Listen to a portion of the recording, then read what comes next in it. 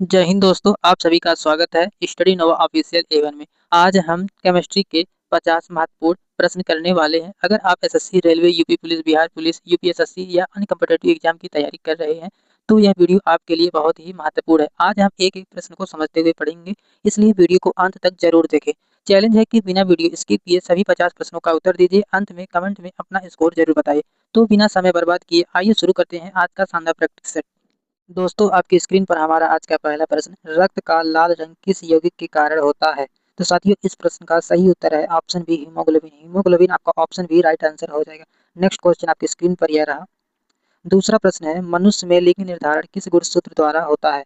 तो साथियों, इस प्रश्न का सही उत्तर है ऑप्शन सी। आपका ऑप्शन सी एक्स और वाई आपका राइट आंसर हो जाएगा। नेक्स्ट क्वेश्चन आपकी स्क्रीन पर यह रहा।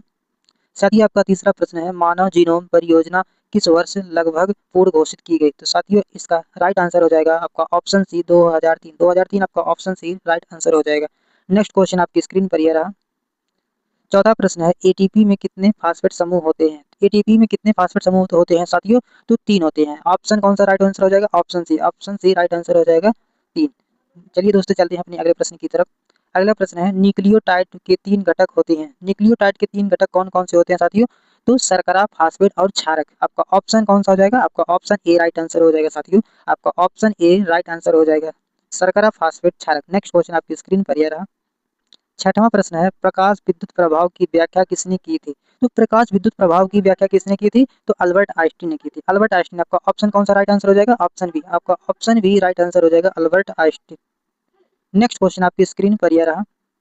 आपका सातवां प्रश्न है, बोहर मॉडल के अनुसार इलेक्ट्रॉन ऊर्जा ग्रहण करने पर क्या करता है? साथियों, बोहर मॉडल के अनुसार इलेक्ट्रॉन ऊर्जा जब ग्रहण कर लेता है तो मतलब क्या कर लेता है, क्या करता है? तो साथियों, वो जब बोहर के मॉडल के अनुसार इलेक्ट्रॉन जब ऊर्जा ग्रहण कर लेता है तो इलेक्ट्रॉन उच्च कक्षा में चला जाता है। ऑप्शन बी राइट आंसर हो जाएगा, उच्च कक्षा में चला जाता है। नेक्स्ट क्वेश्चन आपकी स्क्रीन पर यह रहा। आठवां प्रश्न है, रेडियोधर्मी क्षय में अल्फा कण वास्तव में क्या होता है? तो रेडियोधर्मी क्षय में अल्फा कण वास्तव में क्या होता है? हीलियम नाभिक। हीलियम नाभिक। आपका ऑप्शन सी राइट आंसर हो जाएगा, हीलियम नाभिक। चलिए चलते हैं अपने अगले प्रश्न की तरफ। नौवां प्रश्न है, ओजोन परत का अधिकतम संकेंद्रण किस मंडल में पाया जाता है? ओजोन परत का अधिकतम संकेंद्रण किस मंडल में पाया जाता है? तो समताप मंडल में पाया जाता है। आपका ऑप्शन भी राइट आंसर हो जाएगा, समताप मंडल। समताप मंडल आपका ऑप्शन भी राइट आंसर हो जाएगा। नेक्स्ट क्वेश्चन आपकी स्क्रीन पर यह रहा। जैव आवर्धन सबसे अधिक किससे जुड़ा है?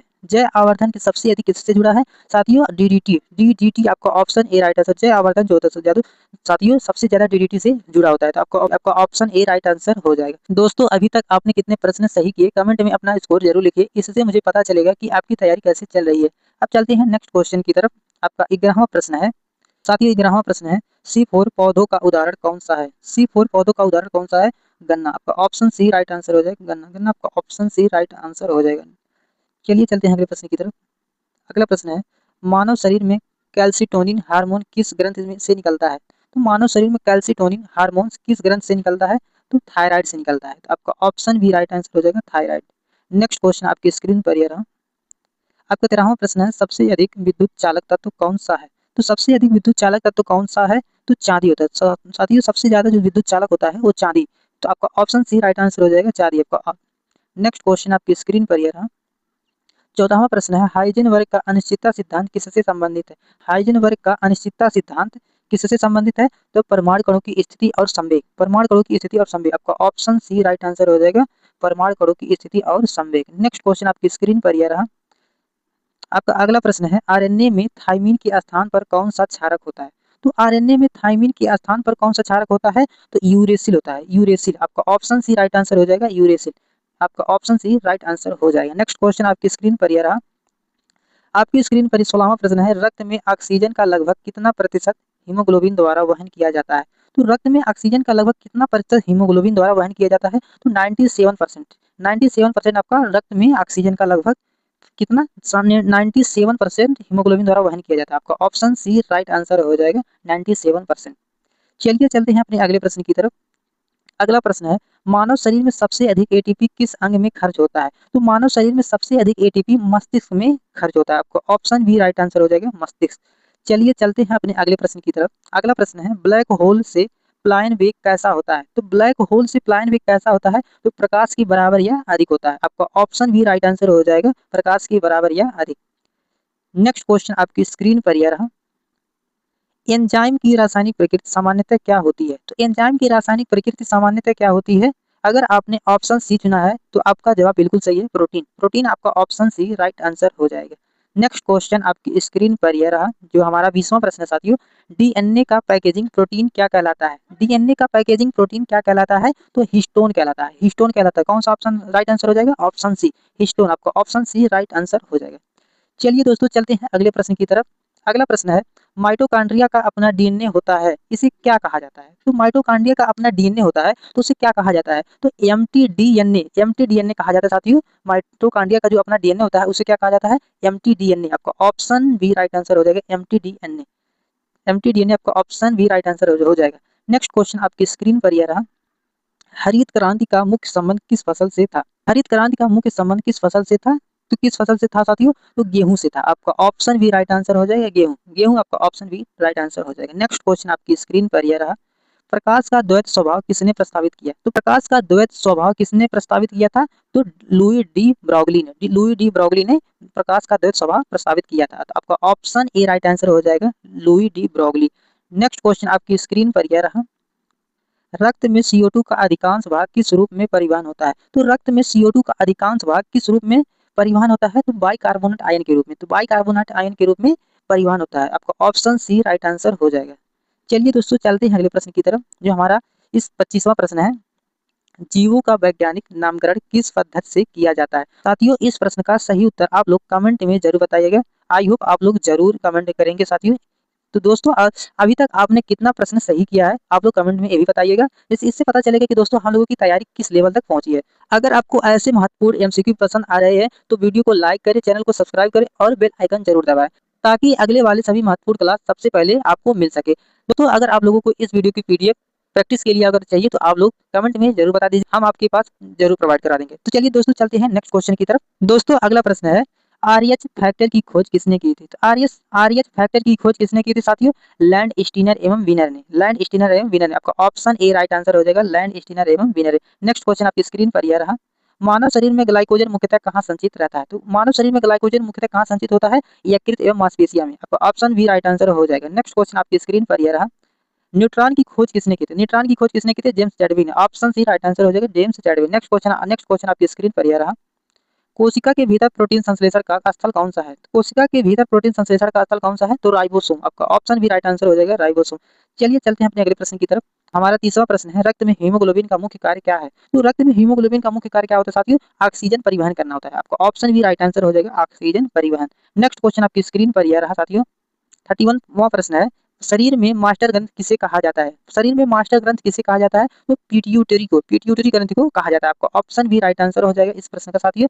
32वां प्रश्न है, पत्तियों का हरा रंग किस वर्णक के कारण होता है? तो पत्तियों का हरा रंग किस वर्णक के कारण होता है? तो क्लोरोफिल के कारण, क्लोरोफिल के कारण होता है साथियों। आपका ऑप्शन भी राइट आंसर हो जाएगा, क्लोरोफिल। नेक्स्ट क्वेश्चन आपकी स्क्रीन पर यह रहा, किस गैस को हंसाने वाली गैस कहा जाता है? तो N2O को। कौन सा option? Option B. Next question आपकी स्क्रीन पर यह साथियों, नेक्स्ट क्वेश्चन आपकी स्क्रीन पर यह रहा, मानव शरीर में सबसे अधिक पाए जाने वाला खनिज कौन सा है? तो साथियों मानव शरीर में सबसे अधिक पाए जाने वाला खनिज कौन सा होता है? तो कैल्शियम होता है। ऑप्शन भी राइट आंसर हो जाएगा, कैल्शियम। चलिए चलते हैं अपने अगले प्रश्न की तरफ। 35वां प्रश्न है साथियों हमारा। साथियों इस सेशन का 35वां प्रश्न है, रक्त में शर्करा की मात्रा मापने वाला हार्मोन कौन सा है? तो रक्त में शर्करा की मात्रा मापने वाला हार्मोन कौन सा होता है? तो इंसुलिन होता है। ऑप्शन ए राइट आंसर हो जाएगा, इंसुलिन।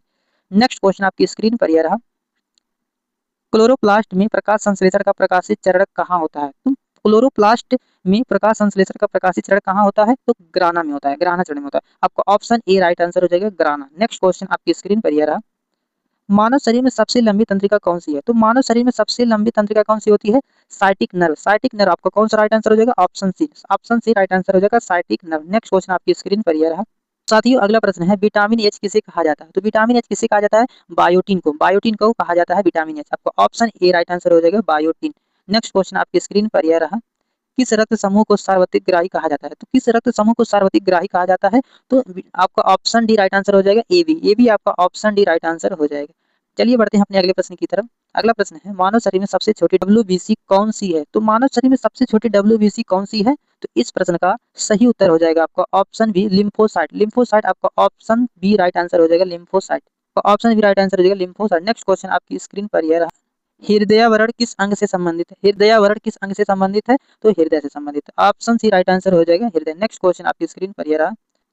ब्लू बेबी सिंड्रोम किसके प्रदूषण से जुड़ा है? तो ब्लू बेबी सिंड्रोम किसके प्रदूषण से जुड़ा है? तो नाइट्रेट से जुड़ा है। ऑप्शन बी राइट आंसर हो जाएगा नाइट्रेट। चलिए बढ़ते हैं अगले प्रश्न की तरफ। अगला प्रश्न है, मानव शरीर में यूरिक अम्ल का निष्कासन मुख्यतः किस अंग द्वारा होता है? तो मानव शरीर में यूरिक अम्ल का निष्कासन मुख्यतः किस अंग द्वारा होता है? तो गुर्दे द्वारा होता है। ऑप्शन डी राइट आंसर हो जाएगा गुर्दे द्वारा। नेक्स्ट क्वेश्चन आपकी स्क्रीन पर ये रहा। नेक्स्ट क्वेश्चन आपकी स्क्रीन पर ये रहा। सबसे हल्की निष्क्रिय गैस कौन सी है? तो सबसे हल्की निष्क्रिय गैस कौन सी होती है साथियों? इस प्रश्न का सही उत्तर आप लोग कमेंट में बताइए। HW है साथियों, आप लोग इसका राइट आंसर जरूर बताइएगा। नेक्स्ट क्वेश्चन आपकी स्क्रीन पर ये रहा। 46वां प्रश्न है, इंसुलिन में कौन सा तत्व अनिवार्य रूप से पाया जाता है? तो इंसुलिन में कौन सा तत्व अनिवार्य रूप से पाया जाता है? तो जिंक पाया जाता है। आपका ऑप्शन ए राइट आंसर हो जाएगा जिंक। नेक्स्ट क्वेश्चन आपकी स्क्रीन पर ये रहा। मलेरिया परजीवी का वैज्ञानिक नाम क्या है? तो मलेरिया परजीवी का वैज्ञानिक नाम क्या होता है साथियों? प्लाज्मोडियम। प्लाज्मोडियम आपका ऑप्शन बी राइट आंसर हो जाएगा प्लाज्मोडियम। नेक्स्ट क्वेश्चन आपकी स्क्रीन पर यह रहा साथियों। अगला प्रश्न है, मनुष्य में सामान्य शरीर तापमान फ़ारेनहाइट में कितना होता है साथियों? तो मानव शरीर में जो होता है, शरीर का तापमान फ़ारेनहाइट में कितना होता है? 98.4 डिग्री फ़ारेनहाइट होता है। आपका ऑप्शन बी राइट आंसर हो जाएगा 98.4 डिग्री फ़ारेनहाइट। आपका ऑप्शन बी राइट आंसर हो जाएगा। नेक्स्ट क्वेश्चन आपकी स्क्रीन पर यह रहा। जो हमारा साथियों 49वां प्रश्न है, सबसे अधिक प्रोटीन किसमें पाया जाता है? तो सबसे अधिक प्रोटीन किसमें पाया जाता है साथियों? तो सोयाबीन में पाया जाता है। आपका ऑप्शन सी राइट आंसर हो जाएगा सोयाबीन। नेक्स्ट क्वेश्चन आपकी स्क्रीन पर यह रहा। मानव शरीर में रक्त का निर्माण कहाँ होता है? तो साथियों मानव शरीर में रक्त का निर्माण कहाँ होता है साथियों? इस प्रश्न का सही उत्तर आप लोग कमेंट में जरूर बताइएगा।